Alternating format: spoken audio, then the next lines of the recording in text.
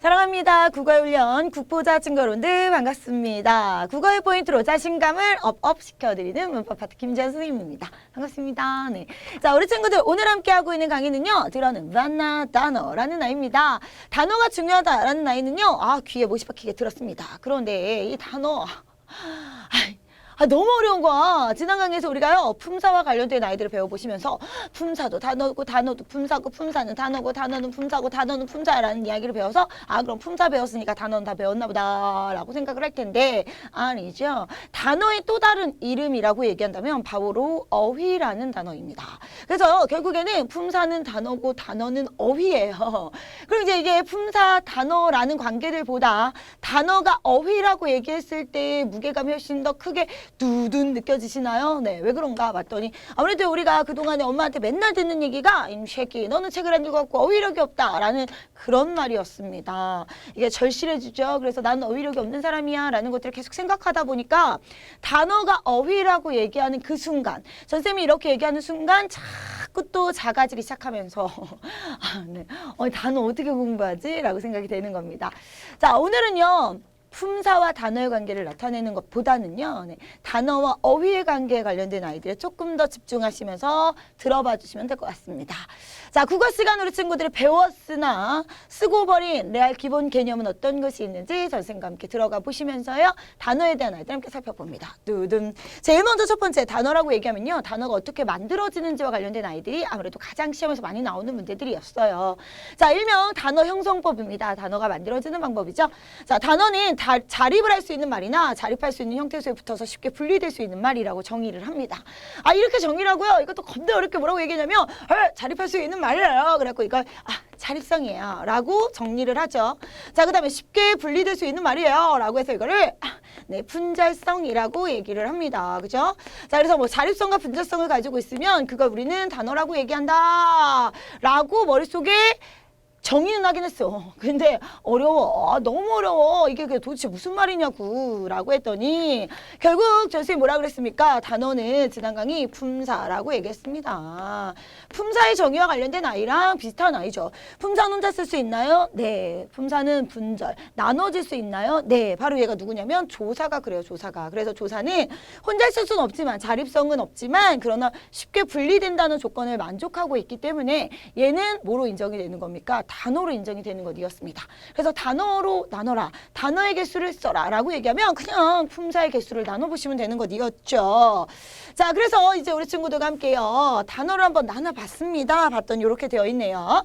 자, 단어를 다시 한번 나눠보면 이 아이가 뭐가 돼요? 형태소가 돼요. 그러니까 단어라는 아이보다 조금 더 작아지는 아이가 형태소가 되는 거고 자, 이 형태소보다 조금 더 작아지는 아이가 바로 우리 친구들이 배우는 의문과 관련된 아이 이렇게 정리가 되는 겁니다. 단어를 더 이상 쪼갤 수 없을 만큼 쪼개면 그죠? 뜻을 가지고 있는 가장 작은 말의 단위로 나누게 되면 이게 바로 형태소가 돼요. 형태소는 혼자 쓸 수 있느냐에 따라서 자립 형태소와 의존 형태소로 나뉘게 되는 거고 자, 그 다음에 의미가 있느냐, 뜻이 있느냐 없느냐에 따라서 뜻이 있는 실질 형태소와 뜻이 없는 형식 형태소로 나뉘게 됩니다. 동일한 아이, 동일한 단어를 나누면서 자, 이 형태소를 하나는 자립 유무에 따라서 그리고 다시 한번 의미의 유형에 따라서 나뉘게 되는 거죠. 자, 이렇게 설명을 했는데 그래 이 정의는 어디선가 들어봤었던 것 같아요. 자립 형태소, 의존 형태소, 실질 형태소, 형식 형태소라고 얘기하면 그게 무슨 말인지는 좀 알 것 같습니다만 실제로 우리가 문제에서 볼 때가 참 어려웠던 거예요. 그래서 선생님 우리 친구들과 문제 한번 준비해봤습니다. 가을 하늘이 푸르게 빛난다 라는 말이 있습니다. 자, 이 아이 단어로 나누래요. 단어는 뭐라고요? 품사라고요. 그럼 얘네들 나눠주시면 되는 거예요. 가을 하늘이 푸르게 빛났다. 이렇게 나눠주시는 거죠. 가을 하늘이가 명사가 되는 거고요. 이가 조사가 되는 거고요. 푸르게가 형용사가 되는 거고 빛나다 라는 아이가 동사가 되는 겁니다. 배웠던 기억은 나니? 지난 강에서 배웠으니까 바로바로 머릿속에 기억은 나야 되는데 어떻게 좀 생각은 나니? 막 요래. 자, 그런데 자, 이 아이를 다시 한번 나누는 것이라고 했어요. 가을 하늘을 더 이상 나눌 수 없을 때까지 뜻을 가지고 있는 대로 나눠보면 어떻게 되냐면 가을과 하늘로 나누게 됩니다. 그죠? 하늘은 여기서 원래 있었던 거니까 그대로 나눠주시고요. 자, 이는 더 이상 나눌 수가 없고요. 푸르게는 푸르와 자, 그래서 이제 가을 하늘 자, 그 다음에 이렇게 나누고요. 푸르다, 푸르고, 푸르면이니까 푸르와 그리고 개로 이렇게 나눠주시겠죠. 자, 그 다음에 빛났다라는 아이는 빛나고, 빛나면 해서 빛나하고 at과 그리고 다로 이렇게 나눠줬어요. 그래서 형태수의 개수는 하나, 둘, 셋, 넷, 다. 하나, 둘, 셋, 넷, 다, 일곱, 여덟. 자, 8개가 되는 거다. 이렇게 얘기했어요. 근데 이 아이를 다시 자립할 수 있느냐에 따라서 자립할 수 있는 자립 형태소, 자, 자립할 수 없는 의존 형태소, 자립할 수 없는 의존으로 나뉘고, 자, 의미의 여부에 따라서, 그죠? 실질적인 의미를 가지고 있느냐라는 것에 따라 의미를 갖고 있고, 갖고 있지 않고, 갖고 있고, 갖고 있지 않더라. 자, 이렇게 우리가 나눠봤던 겁니다. 그죠? 자, 이렇게 배웠었던 거 기억들은 나십니까? 자, 쓰고 버렸던 레알 개념들, 자, 쓰레기들 머릿속에 지금 다시 생각해내고 계시는 중인가요? 요래. 자, 그래서 여기서 요런 아이가 중요했던 거잖아. 다른 아이들은 상관없어. 다른 아이들은 자립 형태소이면서 실질 형태소니까 상관이 없는데 바로 여기 어간이라고 얘기하는 아이들이에요. 동사나 형용사에서 모양을 바꾸지 않는 아이들. 자, 모양을 바꾸지 않는 요 아이들이 뜻은 가지고 있으나 혼자 쓸 수 없는 아이들. 자, 그래서 실질 형태소이지만 자, 그러나 의존 형태소입니다. 라는 걸로 우리 친구들이 함께요. 내신에서도 미친 듯이 나왔었던 아이들이었습니다. 기억나시나요? 네. 여기까지 막 생각나니? 네. 단어와 관련된 아이들에서 가장 기본적인 아이는 이렇게 단어의 개념과 형태소의 개념, 단어를 나눌 수 있느냐와 형태소를 나눌 수 있느냐라는 것으로부터 시작을 합니다. 그렇죠? 자, 이렇게 우리가 단어 형태소에 관련된 아이들이 머릿속에 이제 정리가 되셨다면 그럼 이제 뭘 해야 돼? 그럼요. 우리가 지금 배우고 있는 게 뭐야? 단어 형성법이잖아. 그럼 단어를 만들어야지. 자, 그래서 이제 단어를 만들 거예요. 그랬는데 제일 먼저 첫 번째는 뭐냐면 단일어라는 게 있던 거죠. 단일어는 뭐냐면 하나의 어근입니다. 단 하나의 단어로만 이루어져 있어요. 더 이상 나눌 수가 없는 거예요. 우리가 앞에서 봤었던 가을, 네, 더 이상 나눌 수 없죠. 하늘, 네, 이런 거 더 이상 나눌 수 없죠. 이렇게요. 자, 그런데 이런 아이를 우리 뭐라 그러냐면 하나의 어근으로 이루어졌다라고 얘기합니다. 그것도 어근이 뭐야? 막 이러는 거야. 어근은요, 실질적인 의미를 가지고 있는 것. 그래서 이 아이와 관련돼서 정의를 할 때는 하나의 실질 형태소라고 쓸 건데, 됐고요, 선생님. 우리가 지금 국어에서 문법을 포기하는 이유, 저쌤 얘기를 다시 듣고 있는 이유가 뭐야? 이놈의 실질 형태소, 이놈의 어근이라고 얘기하는 이런 개념들, 어려운 말들이 자꾸 나왔기 때문이잖아요. 자, 어근이라는 말, 자, 실질 형태소라는 말이 나오면 쉽게 설명을 해드리면 결국 뜻이 있는 애들이에요. 자, 뜻이 있는 애가 하나로만 이루어졌습니다. 자, 그러면 얘를 단 하나로 만들어진 단어, 단일어라고 얘기를 하는 거죠. 겨울이라는 아이 더 이상 나올 수 없어요. 봄이라는 아이, 그렇죠. 잡다의 경우는요, 둘로 나뉩니다. 그러나 어근이 하나죠. 어미는 중요하지 않아요. 어미는 없는 거랑 똑같은 거야. 왜? 언제든지 바꿀 수 있는 애들이니까. 그래서 얘가 분명 형태소는 두 개인데 단일어라고 얘기하는 거야. 이런 개념이 어려운 거지. 자, 그 다음에 뛰다라는 아이도 역시 둘로 나뉘죠. 그러나 어간 하나. 어미는 중요하지 않아요. 자, 뜻을 가지고 있는 어근은 잡과 뛰이기 때문에 결국에는 이렇게 하나씩만 가지고 있어서 단일어라고 얘기를 하는 겁니다.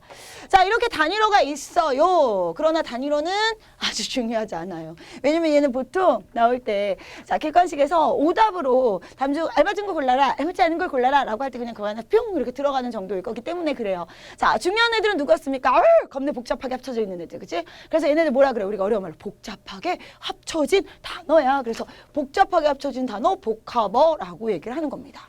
복합어의 종류는 두 가지가 있었습니다. 하나는 합성어라는 아이가 있었죠. 합쳐져서 만들어진 아이네요. 얘네들은 어떻게 되냐면 단어를 찢어서 나눌 수 있어요. 형태소를 둘로 나눴더니 어근이라는 애가 뜻을 가지고 있는 아이라고 했습니다. 뭐라고요? 그렇죠. 자, 뜻을 가지고 있는 아이라고 했어요. 어근이라는 애가 이렇게 둘로 나뉘어지더라라는 겁니다.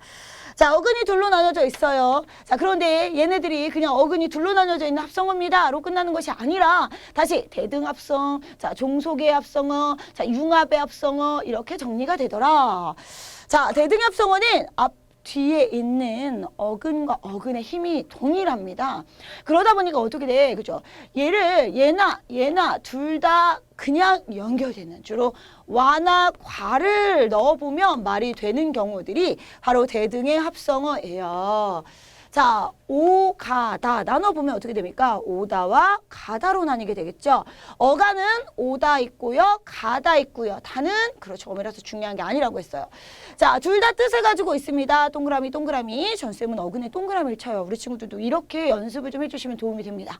왜냐하면 시간도 없어 죽겠는데 여기서 어근이에요. 네, 접사예요. 이거 쓰는 거 너무 시간 많이 걸리니까 어근에 동그라미 쳐놓고 접사에 세모 쳐놓고 이거를 네가 그냥 문제를 풀 때부터 연습해. 몸에 익혀도 그러면 네가 딱 봐도 아 얘네들이 합성어구나 또는 접사가 앞에 붙었구나 뒤에 붙었구나 이런 것들을 굳이 뭐라고 적지 않아도 눈에 두둔 보이게 돼요. 기호가 그렇게 중요한 거다. 우리가 수학 시간에만 쓰라고 나와 있는 기호들이 아니야. 막 이러면서 자 이렇게 오다 가다로 만들었어요. 그때 오는 것과 가는 것 맞나요? 네, 그래서 오가다라고 하나요? 자, 논밭입니다. 논 동그라미, 밭 동그라미 둘 다 어근이죠? 논과 밭 맞나요? 네. 자, 손발 역시 마찬가지로 손 동그라미, 밭 동그라미. 손과 발 이렇게 나눠줄 수 있어요. 그러면 얘네들은 뭐야? 바로 대등의 합성어라고 얘기를 하는 겁니다. 자, 그럼 이제 종속의 합성어예요. 종속입니다. 종속이라는 건 다른 하나에 이렇게 속해 있다는 얘기야. 네. 자, 그래서 얘네들 보통 관형어처럼 앞에 있는 애가 뒤에 있는 애를 꾸며주는 역할을 하는 경우들이 그렇습니다. 한쪽의 어근이 다른 한쪽의 어근을 꾸며주는 합성어예요. 그래서 자, 돌다리 나눠볼 거예요. 돌하고 다리예요. 근데 다리는 다리인데 어떤 다리? 돌로 만든 다리인 거죠. 우리가요. 돌 하나 놓고 다리 하나 놓고 돌과 다리 그래서 얘를 돌다리라고 얘기하나요? 아니야. 돌 하나 놓고 아이 하나 놓고 돌아이 이렇게 얘기하는 게 아닌 것처럼 그죠? 자, 다리는 다리인데 돌로 만든 다리 돌다리. 자, 다리는 다른데 철로 만든 다리, 철다리. 자, 이렇게 나눌 거야. 자, 그렇기 때문에 이런 것은 종속합성어라고 표현을 하는 거죠. 손, 가방입니다. 그죠? 손과 가방으로 나눠요. 손 동그라미, 가방 동그라미.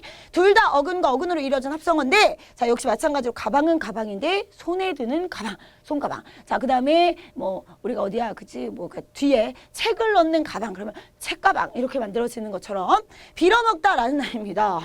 아, 여기요? 막 이러면서 빌다. 네, 여기도 어미였고요. 먹다. 네, 여기도 어미였습니다. 자, 저 빌다와 먹다 어근과 어근 두 개로만 연결이 되었습니다. 그런데 역시 마찬가지로 빌어 먹다가 비는 것과 먹는 것을 합치는 게 아니라 먹기 먹는데 빌어서 먹는다라는 표현이기 때문에 이런 걸 종속 합성어라고 표현을 하는 거죠. 개념과 의미를 명확하게 기억해 두시는 것이 우리 친구들의 목표입니다. 그죠? 그것들을 제대로 해놔야 자, 우리가 어떤 문제가 나오든 간에 문제들을 풀 수 있기 때문이에요. 자, 그럼 넘어갑니다. 함께하는 융합합성어 살펴봤어요. 각각의 어근이 가진 본래 의미와 서로 다른 의미를 나타내는 합성어입니다.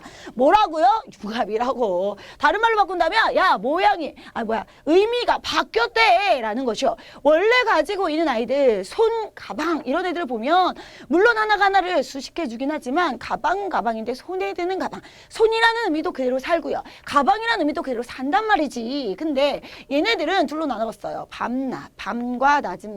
둘 다 동그라미 동그라미예요. 어근과 어근으로 그죠? 우리는 어근은 동그라미를 친다고 했으니까 자 이렇게 어근과 어근으로 만들었습니다. 야 너는 밤낮 게임만 하냐? 라고 할 때 어머니 저는 새벽에도 게임합니다. 그러다가는 그냥 쳐 맞을 수 있는 거 그치? 자 이럴 때 우리 밤낮은 뭐예요? 넌 늘상 하루 종일 자 이런 의미를 가지고 있습니다. 의미가 완전히 바뀌었어요. 밤과 낮만 의미하는 게 아니었죠. 자 그다음 피땀입니다. 피땀 역시 피 동그라미 땀 동그라미예요. 자 피땀 흘려 노력해라 그랬더니 선생님 어떻게 피땀이 나지요? 막 이러고 있는 거야. 그러면 대화가 안 되는 거지. 자 여기서 말하는 피땀 흘려라 라는 피땀 흘려 공부해라 라는 의미는 그만큼 노력을 하라 라는 의미였어요. 피땀이라는 단어이지만 진짜 피나는 땀이 아니었습니다. 그죠? 자, 그 다음에 춘추입니다. 역시 봄 춘자, 가을 추자. 자, 그래서 얘네도 어때요? 합성어입니다. 그런데 어르신 춘추가 어떻게 되시나요? 라고 했을 때 춘추는 봄, 가을을 물어보는 게 아니라 봄, 가을을 얼마나 지나셨나요? 다시 말해 연세, 나이를 물어보고 있는 말이었습니다. 근데 네가 나한테 춘추라고 말하면 안 돼. 왜? 나는 그렇게 늙은이가 아니니까 알겠니? 막 이러면서 나는 그냥 연세 정도? 막 이러면서 자 이렇게 우리 친구들과 함께 합성어와 관련된 아이 살펴봤습니다. 합성어에서는요 결국 어근과 어근이 만나는 애들이에요. 그러니까 우리 친구들 기억해 주셔야 되는 아이는 자 어근의 개념이 무엇인지를 살펴봐 주시는 겁니다. 이걸로 끝이냐? 그건 또 아니라는 거야. 왜냐면 합성어와 관련돼서 대등이에요, 종속이에요, 융합이에요, 미친 듯이 막 샬라샬라 배웠어. 그래갖고 이제 얘네들의 개념을 하는 게 별로 중요한 게 아니었던 거지. 얘네는 어휘가 또 우두둑 나올 거야. 그러니까 우리 엄마 말대로 진짜로 어휘 이렇게 없으면 문제를 못 푸는 상황이 되는 거야. 그래서 이제 단어들을 볼 때마다 얘네들 확 나누면서 어근에 동그라미, 접사에 세모 치면서 어근과 접사로 미친 듯이 나눴네. 그 정도 노력을 했네. 그래서 이제 내가 다 단어 들어봤네. 다 아네. 라고 생각을 했었더니 갑자기 내 다리를 확 잡는 애가 생겼어. 걔가 누구야? 봤더니 이 통사적 합성어, 비통사적 합성어라는 말이 나오는 겁니다. 통사적이라는 말이요. 우리 친구들에게 진짜 많이 국어 시간에 들려요. 네, 통사 뭐냐면 결과적으로 문법이라고 생각하면 돼. 이걸 막 정의를 찾아가면서 국어사전에서 뭐라고 얘기했지? 라고 보는 거 개뿔 소용없다. 왜? 우리는 계속해서 문제를 풀어내는 데 있어서 이 단어가 어떤 역할을 하는지만 가지고 기억하면 되니까. 그럼 우리는 뭐라 그래? 문맥적 의미예요. 라고 얘기를 하니까. 자, 그래서 문맥적 의미로 본다면 통사적 합성어는 결과적으로요. 통사입니다. 문법에 맞는 합성어라는 아이고요. 당연히 비통사적 합성어라는 얘기는 문법에 맞지 않는다라는 아이가 되겠지요. 자, 그럼 이제 중요한 건 이거야. 그래, 알았어. 선생님이 그렇게 쉽게 설명하는구나. 통사, 그럼 문법이고, 비통사, 그럼 문법이 아니구나. 라고 해서 딱 이분화해서 기억을 했어요. 그것까지는 알겠어. 근데 그 문법은 뭐야? 문법에 맞는 합성어는 뭐니? 라는 겁니다. 그래서 이제 요거를 사전을 찾아봤다. 그랬더니 또 이렇게 우리말의 일반적인 단어 배열법과 일치한 합성어. 우리말의 일반적인 단어 배열법에 벗어나는 합성어 친절하게 설명을 했네. 그렇구나. 그럼 우리말의 일반적인 단어 배열법에 일치하는, 다시 말해 문법에 맞으면 통사적 합성어. 우리말의 일반적인 단어 배열법에서 벗어나면 문법에 맞지 않으면 비통사적 합성어라고 알겠습니다. 열심히 외워도 우리나라 문법에 맞으면 통사, 우리나라 문법에 맞지 않으면 단어 배열법에 어긋나면 비통사라고 했는데, 그러면 이제 궁금한 거죠.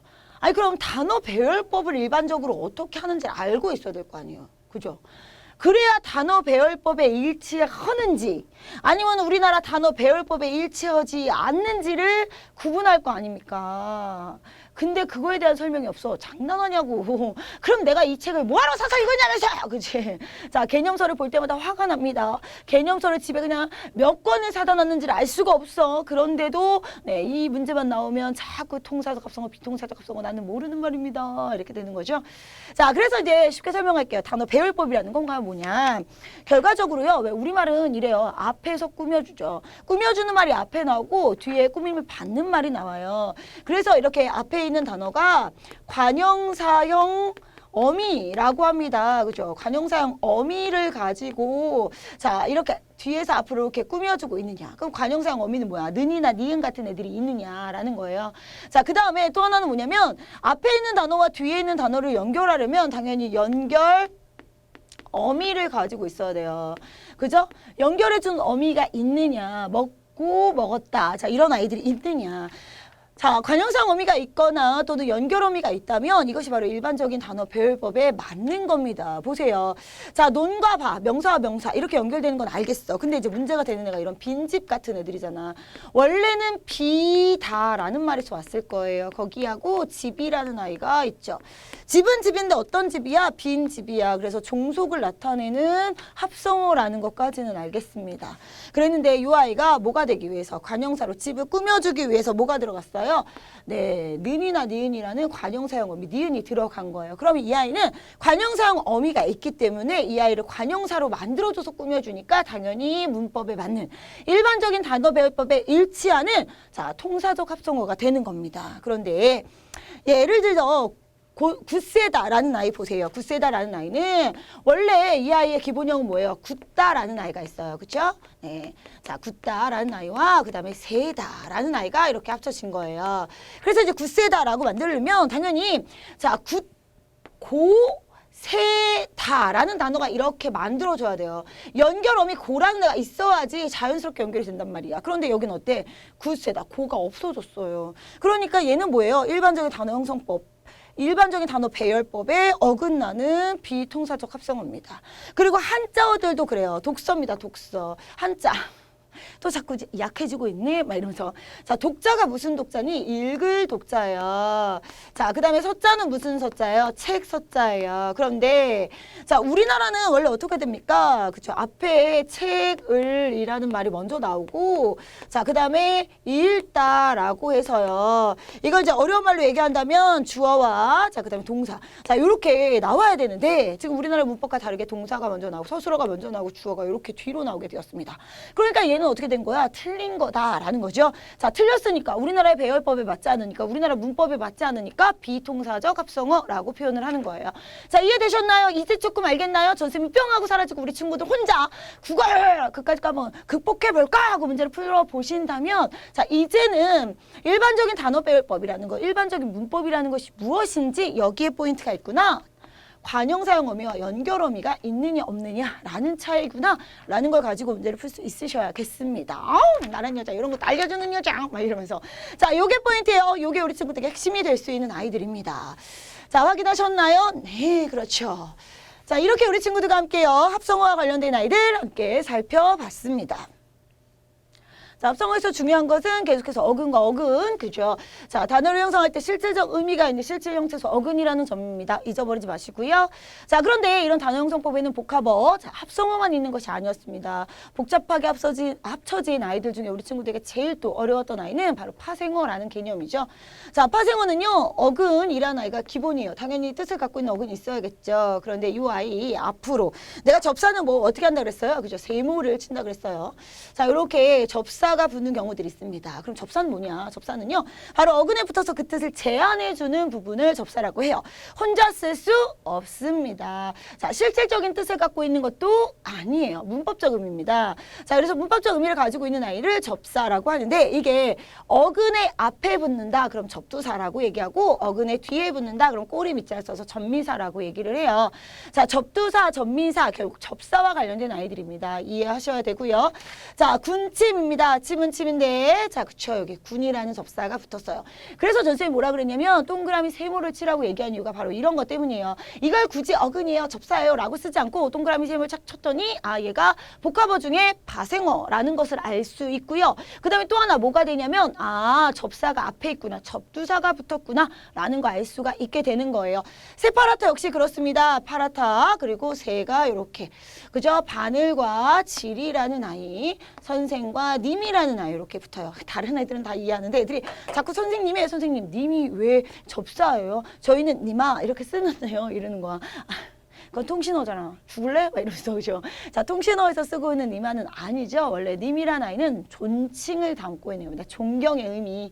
그래서 왜 우리가 선생님들끼리는요, 아, 김 선생 이렇게 얘기를 해요. 내가 너를 굳이 존경하고 있는 건 아니니까. 그러나 너는 나한테 선생님이라고 해야죠.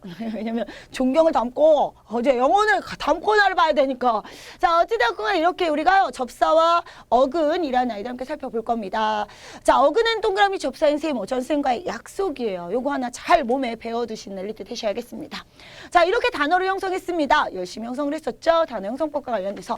자, 어근, 접사 구분하는 아이. 실질적으로 어휘들이 나올 거예요. 이 어휘들을 바탕으로 구분하는 거 중요하고요. 동사적 합성어와 비동사적 합성어라는 개념들 머릿속에 기억하셔야겠습니다.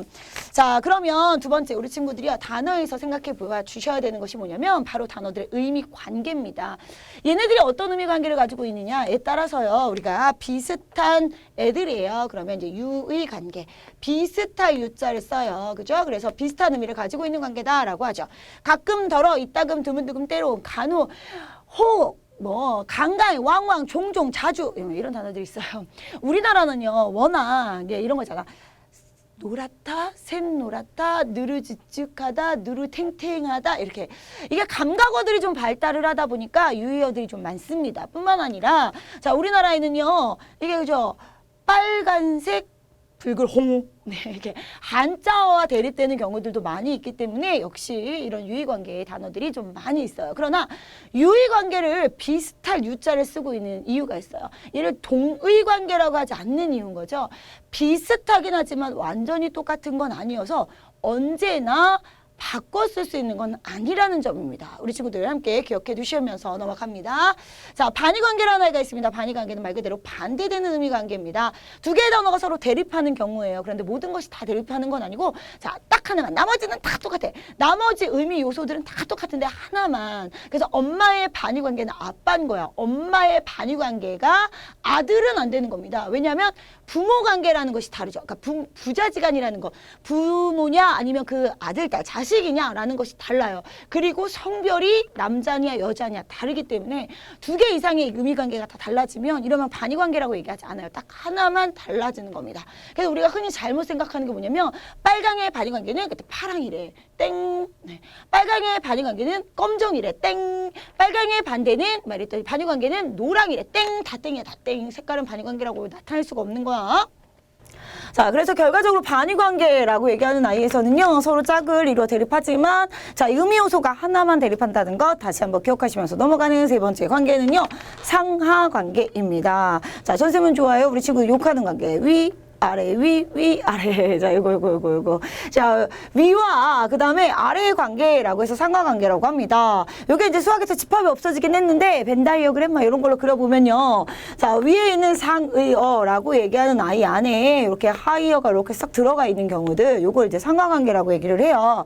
자, 예를 들어 봅시다. 바로 생물이라는 아이가 있습니다. 생물 안에 지금 누가 들어가나요? 봤더니, 지금 동물이라는 아이가 이렇게 들어가요. 그리고 동물 안에 누가 들어가니? 봤더니 이렇게 척추동물이라는 아이가 이렇게 들어가고요. 다시 척추동물 안에 포유류가 이렇게 들어갑니다. 그죠? 자, 그래서 이거 이제 우리가 그림으로 나타내면 동물은 생물 안에 포함되고요. 네, 척추동물은 동물 안에 포함되고요. 포유류는 척추동물 안에 포함돼요. 이렇게 되는데 중요한 건 이겁니다. 여기서는요. 동물이라는 아이를 기준으로 볼게요. 동물은요. 생물이라는 아이를 봤을 때는 생물이 상의어, 동물이 하의어예요. 그죠? 그런데 동물은 척추동물과의 관계를 본다면 동물이 상의어가 되고 척추동물이 하의어가 됩니다. 뭔 얘기냐면 결과적으로 이 단어는 무조건 상의어고 이 단어는 무조건 하의어라고 딱 정해져 있지 않다는 거예요. 상하관계는 이처럼 상대적입니다라는 거 기억을 해두셔야겠습니다.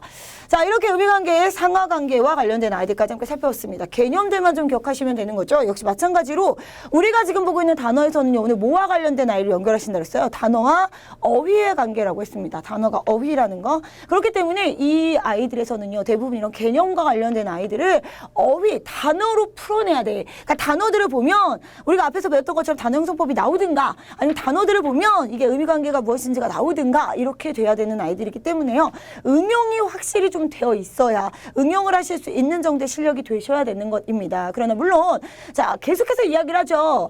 수능의 수준이라고 얘기하는 것들의 수준이 뭐가 아니야. 국어사전 전체가 아니야. 니들에게 국어사전을 벌써 따라 이런 게 아니기 때문에요. 우리 엄마가 얘기하는 어휘력이 없는 여러분들도 충분히 할 수 있습니다. 보통 이렇게 문제집에서 이렇게 여러 개 우리가 국어 문제 수능 때까지 하나만 풀고 갈 건 아니잖아요. 그죠? 모의고사 슈링 하나만 볼 건 아니잖아요. 그래서 그럴 때 나오는 단어들을 잘 보시면 대부분의 단어들이 반복되고 겹친다라는 걸 아실 수가 있습니다. 자, 그렇기 때문에 나오는 모든 단어들, 단어와 관련된 아이들은 이 단어가 수능에서도 또다시 나올 수 있는 단어라는 사실을 좀 명심하시고 가시면 되겠죠? 자, 그 다음에 이제 동음이의 관계예요. 말 어렵죠? 자, 동자입니다. 동자. 같을 동자였고요. 자, 같은 동자. 음은 소리 음이었어요. 이는 다를 이자. 그 다음에 의는 뜻 의자였습니다. 소리는 같은데 뜻은 다른 단어였어요. 그래서 우리가요. 배 이런 아이죠. 아이코 배 한자다. 먹는 배이고요. 아이코 배 한자다. 아이고 배야 이 배고요. 네, 배라는 것은 타고 다니는 배예요. 자, 얘네들 물론 이제 문맥상 의미로 구분을 하거나 이렇게 한자가 나와 주거나 아니면 뭐 길게 짧게 소리의 길이로 구분을 하거나 하지만 어쨌든 간에 얘네들 소리는 같은데 뜻은 다른 동음이 관계예요. 근데 동음이 관계가 중요한 게 아니죠. 왜냐면 이 동음이 관계는 혼자 안 나와. 이게 보통 우리가 여기서 보는 의미 형성 방법 애들을 팀으로 좀 묶어본다면요. 유의어, 반의어, 상하관계가 하나의 팀으로 나온다? 그래서 이제 보기에 들어갈 때 얘네 세 개가 같은 보기로 이렇게 들어간단 말이야. 하나의 문제로 이렇게 형성이 되죠? 그러면 이 동음이어는 어디로 들어가냐면, 짜증나게 그 뒤에 나와 있는, 봐도 모르겠네. 이 다이어라는 아이하고 연결이 되는 겁니다. 정의로는 분명히 구분이 돼요. 같은 소리의 다른 의미냐 아니면 의미, 뜻이 다 많으냐. 많을 따자입니다. 뜻이 많은 아이, 요거랑 이제 구별이 되는, 구별을 할 수 있어야겠다라는 거죠. 그래서 이제 다의 관계를 물어볼 때 동의미 관계가, 또는 동의미 관계가 물어볼 때 다이어가 이렇게 나오는 경우도 있어요. 자, 그래서 이제 다이어 위주로 다시 한번 정리해 주실 건데, 다이어는 두 가지 이상으로 뜻이 많습니다. 사전에서는 같은 단어예요. 동의미어는 서로 다른 단어예요. 한자가 완전히 다르죠. 영어 알파벳으로 봐도 다 달라요. 그죠? 자, 그러나 얘는 영어로 가도 같아요. 한자로 가도 같아요. 자, 그래서 의미 1입니다. 자, 가다 같은 아이 움직여서 이동한다. 영희가 학교에 가. 그죠? 그때 가서 다시 생각해봐. 거울에 실 같은 금이 가 있어. 그 김치는 맛이 갔어. 한번 간 사람은 다시 오지 않아. 그죠? 영어로 표현하면 다 go예요. go. 그죠? go인데 네, 그 의미를 잘 보면 조금씩 다르기는 해요. 그래서 얘는 뭐가 중요한 거냐면 움직여서 이동한다. go라는 의미를 담고 있는 경우가, 그래서 영어로 해석했을 때 go가 될 수 있는 아이가 중심 의미라고 표현할 수 있는 겁니다. 그리고 나머지의 경우들이 다 뭐가 되는 거예요? 주변 의미라는 거예요. 요걸 구별해낼 수 있는 것이 가장 어려운 문제였습니다. 요거는요, 기억나는지 모르시겠지만 중학교 내신 때부터 시작해서 고등학교 내신 때도 그렇고요. 늘 어려워요. 늘 물어봐, 선생님한테. 선생님, 그러면요, 제가요, 이거 중심 의미와 주변 의미를 어떻게 구분하죠? 라고 물어봅니다. 전쌤의 방법은요, 1번. 그림을 그려요. 2번 영어 단어로 바꿔요. 이거요.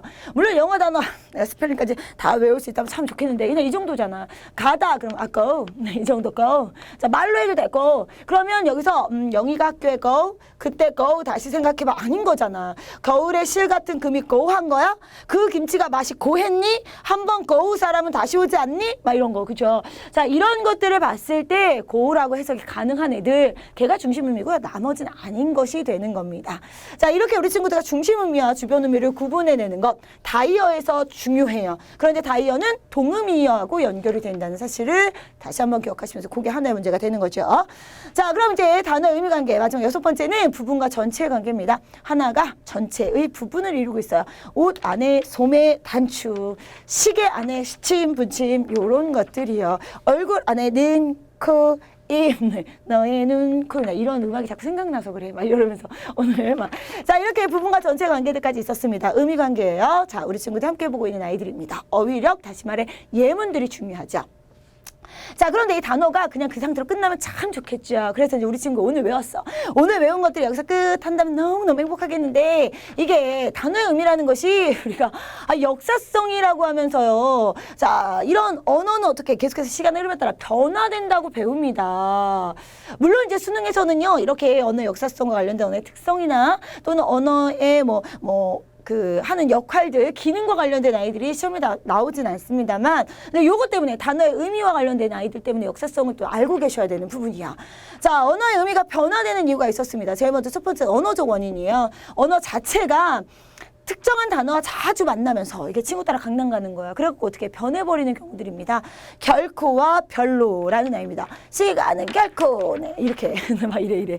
자, 원래는 결코와 별로라는 아이들도요, 긍정과 부정의 의미들과 다 어울렸던 애들이야. 다 친했어, 끼리끼리. 근데 갑자기 어떻게 된 거야? 그죠? 친구는 참 그렇다. 나쁜 놈이랑 사귈 때 더 달콤해요. 학원 안 가고 학원 땡땡 치고 그저 막 담배 피고 이런 친구들이 왜 이렇게 멋있어 보이는지 몰라. 그래서 얘네도 그렇게 변했네. 결코와 별로라는 아이들이 뒤에 부정적인 아이들하고만 자꾸 놀았어요. 그러다 보니 지도 부정적으로 변했습니다. 자, 이렇게 다른 언어들 때문에 변하는 경우 우리는 언어적 원인이라고 얘기를 합니다. 자, 그다음 두 번째 이제 역사적 원인이요. 시간의 흐름에 따라서 그 단어 자체가 어떻게 되는 거야? 바뀌지 않는 거야. 바뀌는 거야. 얘를 지금 나타내고 있는 대상 자체는 바뀌었는데 단어는 그대로 살아있는 거죠. 그래서 바뀐 의미가 그 단어 안에 들어가 있는 경우가 이제 역사적 원인이 됩니다. 바가지가 그렇습니다. 원래는 박 플러스 아지였어요. 그죠? 그래서 이제 박으로 만든 애들만 바가지라고 했는데 시간이 흐르면서 박으로 누가 바가지를 만들어요. 그러니까 이제 바가지 모양을 하고 있는 플라스틱이나 바가지 모양을 하고 있는 쇠나 이런 것들이 생겨난 거야. 그래서 그냥 바가지인데 이름은 박인데, 그런데 박이 아닌 다른 걸로 만든 애들까지도 다 포용을 해버리는, 자, 이런 역사적 원인에 의해서 자, 단어의 의미가 변하는 경우도 있어요. 그리고 세 번째는 사회적 원인입니다. 한 집단에서 원래 사용하고 있던 단어예요. 근데 멋져 보이는 거야. 그래서 다른 사람들이 가져다 쓰는 거야. 사장님이라는 단어가 그렇고요. 이모님이라는 단어가 그렇고요. 박사님이라는 단어가 그렇죠. 아, 왜 우리는요, 식당 가봐가지고 이모님, 이모 아닌데. 이모 아닌데 우리 이모 아닌데 그죠? 아, 네. 삼촌 막 이렇게 얘기해요. 그죠? 사장님 아무나 개다수나 사장님이야. 남자는 사장님, 여자는 사모님 나 이렇게 얘기하는 거. 자, 박사도 역시 마찬가지가 되는 겁니다. 원래는 진짜로 학위 개념이에요.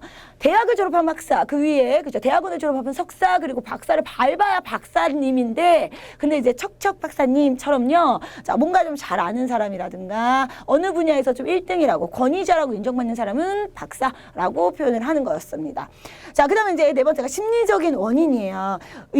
이 단어에 대한 인식이 변했어. 사람들의 마음이 변해버렸어요. 그래서 이 의미가 조금 더 확장되거나 변하는 경우들이에요. 곰이 그렇습니다. 원래는 뭐야?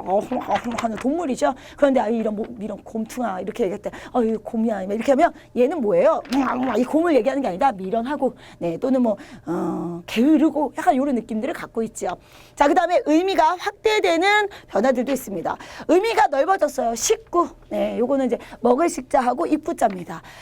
먹는 입이 같이 살아요. 이게 식구입니다. 가족과는 좀 달라요. 가족은 한 집안에 모여 있는 아이고 식구는 우리 집에서 같이 밥을 먹어야 식구인데 그런데 어땠어요? 이제는 조직에서 일하는 사람들, 같은 조직에 있는 사람들도 다 식구라고 얘기합니다. 이 개념이 어떤 경우냐면 이런 거야.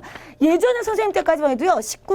니네 집에 식구가 몇 명이야? 그러면 선생님, 엄마, 아빠, 남동생 4명이요. 이렇게 얘기했어. 근데 요새는 자, 식구가 몇 명이야? 그러면 엄마, 아빠, 나, 그 다음에 강아지, 고양이, 막 이러고 앉아있는 거야, 식탁에서 같이 밥 먹냐? 아니잖아. 그치? 강아지야, 넌 내 동생이니까 식탁에 앉아서 여기가 네 자리야. 같이 먹자. 이러고 밥 먹니? 아니잖아. 그런데도 불구하고 우리가 식구라는 개념을 이렇게 넓게 사용하더라라는 의미죠.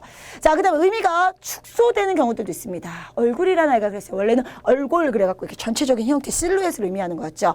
그런데 너의 얼굴이 예뻐라고 얘기할 때는 너 정말 몸매는 S라인, 나 이렇게 몸이 안 좋아? 막 이러면서 자, 근데 얼굴도 예쁘고 막 이래야 되는데 그 의미들이 이제 어떻게 됐습니까? 안면만을 뜻하는 자, 요런 의미로 줄어들었어요. 미인도 그래요, 미인도. 원래는 선생님 같은 사람도 미인이라고 할 수 있습니다. 어떤 능력이 좀 있어요. 재주가 있네. 그런 미인이야. 그러니까 너도 미인, 어떤 능력이 있으면 다 미인. 어머, 너는 글을 잘 쓰는 미인이구나. 그죠? 너는 얼굴이 예쁜 미인이고, 너는 운동을 잘하는 미인이구나 할 수 있었는데, 이제는 어떻게 해? 그죠? 남자애들은 빼고, 거기에다가 또, 나 같은 얼굴에다 미인이라고 하면 또 화를 내는 거지.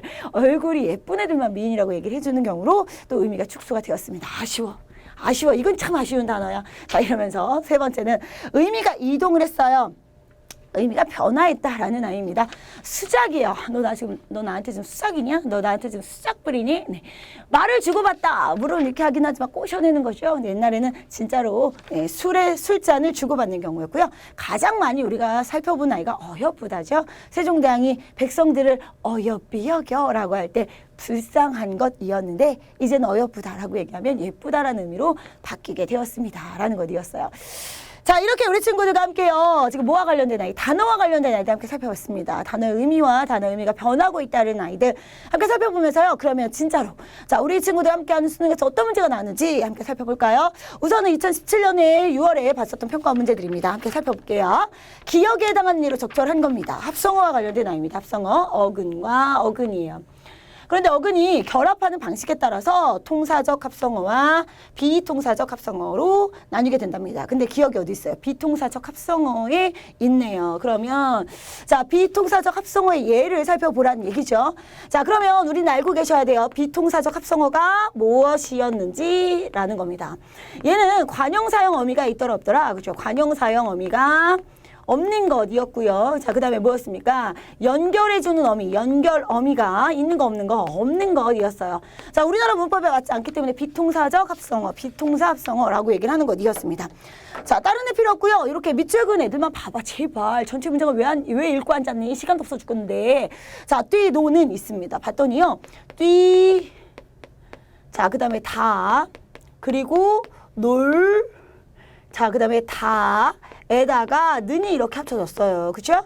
자, 그런데 얘는 원래대로 하면 뛰, 고, 노는 이렇게 해야 말이 되는 거잖아. 그죠? 그런데 연결어미가 없네요. 그냥 뛰라는 어근, 놀이라는 어근만 합쳐져 있는 겁니다. 자, 그렇기 때문에 얘가 비통사적 합성어. 정답은 1번에 있습니다. 그러면 2번은 뭐가 다르냐고요?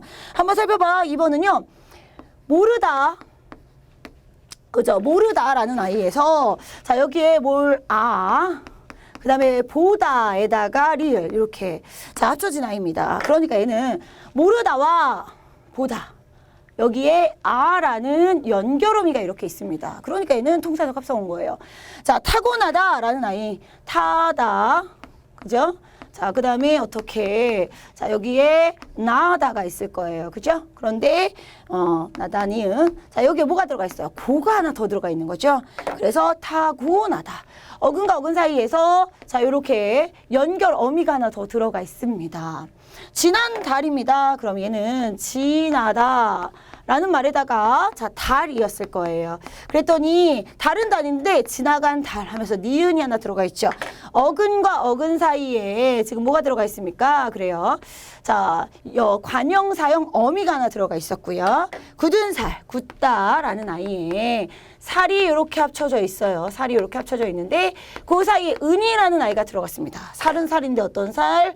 굳은 살이에요. 자, 굳은 살 이렇게 꾸며주고 있는 종속의 합성어인데 관형사형어미 은이 이렇게 들어가 있습니다. 그래서 나머지는 통사적 합성어인데 1번만 비통사적 합성어예요.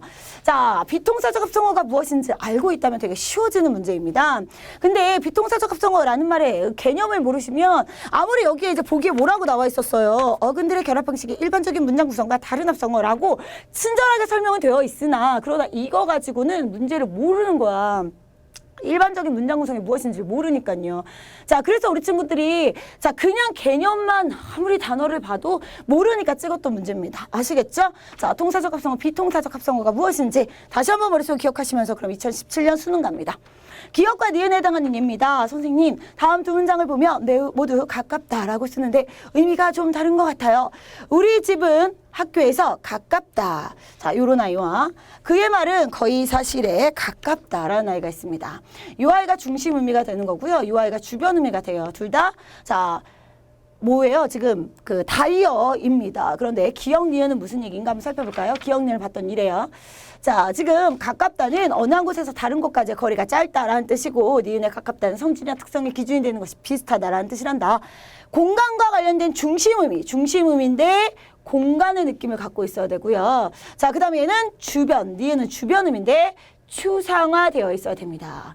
아, 그렇군요. 그러면 가깝다는 여러 의미를 지닌 단어군요. 네, 여러 의미를 지녔으니까 뭐라 그런데요? 다이어라고 한대 라고 정의했습니다. 됐고. 자, 바보토크 멍충이들은 여기서 지금 앞에 나왔던 가깝다 예문에 미친 듯이 열을 올리고 있는 중입니다. 띵, 틀렸어요. 자, 문제는 기억과 니은이 무엇인지만 집중하시면 됩니다. 자, 기억은 중심 의미를 찾는 거예요. 그런데 얘네들이 뭡니까? 다들 공간과 관련 있어야 되고요. 자, 니은은 주변 의미를 찾는 겁니다. 그런데 얘네들이 다 뭐하고 관련 있어야 돼? 추상적입니다. 자, 요걸 머릿속에 좀 기억을 해주시면서 나머지 보기들을 함께 살펴봐 주셔야겠습니다. 자, 1번부터 함께 살펴봤더니요. 이래요. 물은 낮은 곳으로 흐릅니다. 낮아요. 네, 중심 의미네요. 자, 그는 성공할 가능성이 크다. 네, 크다라는 아이가 그 크답니까? 그건 아니에요. 주변 의미네요. 자, 최대한 넓게 중심 의미고요. 좁은 주변 의미입니다. 작은 힘 주변 의미예요. 자, 뿐만 아니라요. 이거 딱 보시면 뭐냐면 공간을 나타내는 애라고 했잖아. 그러면 낮다 공간이에요. 크다, 넓다, 좁다, 잡다. 소견, 힘, 팔을 벌린 것, 가능성이 큰 것, 낮은 곳이에요. 공간과 관련된 애는 자, 낮은 곳을 나타내는 아이거나 팔을 넓게 간 것이지 힘이나 소견이나 가능성과 관련된 아이는 아닌 거야. 그럼 찍어도 어떻게? 1번 아니면 3번으로 찍어야 되는 거죠. 자, 그러면 이제 뒤에 있는 아이들 환경에 대한 관심도가 낮다. 그죠? 여기는 진짜로 지금 공간이 낮다는 걸 의미하는 게 아니죠. 힘든 만큼 기쁨이 큰 편이야. 역시 자, 요것도 자, 도로의 폭이 넓다는 건 자, 추상적인 의미 아닙니다. 공간을 나타내고 있어요. 이 아이도. 자, 좁아서는 아니고요. 우리 학교 운동장은 작아요. 스몰이라는 의미죠. 얘가 중심 의미였습니다. 자, 이렇게 보시면 자, 1번과 3번 중에서 추상적인 것, 관심도가 낮은 것과 도로의 폭이 넓은 거예요. 얘는 말 그대로 공간을 나타내는 아이이기 때문에 기억에 해당하는 아이고요. 얘는 추상적인 아이이기 때문에 주변 의미에 해당하는 거죠. 그러니까 1번과 3번 중에 정답은 1번이 되는 겁니다. 자, 중심 의미와 주변 의미예요. 자, 중심 의미, 주변 의미를 알고 있느냐라는 것도 물론 중요합니다. 그러나 개념보다 더 중요한 게 뭐였어요? 여기서는 실제로 단어들을 보면서 중심 의미인지 주변 의미인지 구분해낼 수 있느냐라는 겁니다. 단어는 그렇습니다. 들어는 파니, 단어라고 얘기하는 이유는요. 단어는요. 우리가 개념이라는 아이들을 열심히 외우는 것들이 별로 소용이 없기 때문이에요. 어휘력이라고 얘기할 수 있는 단어를 실질적으로 본 적이 있는 것이 훨씬 더 중요합니다. 그렇기 때문에 오답을 다른 아이들에 비해서 얘는 꼭 예문 위주로 정리해 주시는 것 잊지 말아 주십시오. 자, 이렇게 우리 친구들과 함께요. 들어는 파니, 단어에 대한 미션 클리어 했습니다. 자, 다들 전쌤이 뿅 하고 사라진더라도요. 자, 어휘력이 중요하다고 그랬고 예문들이 중요하다고 그랬으니까 혹시나 지금까지 봤었던 모의고사에서 또는 지금까지 봤었던 문제집들 중에서 자, 우리가 혹시 단어 놓치고 가고 있는 어휘는 없는지 살펴봐 주시는 엘리트 되셔야겠습니다. 그럼 선생님 다음 강의로 친구들과 함께 하도록 할게요. 오늘도 고생 많이 하셨습니다. 바이바이.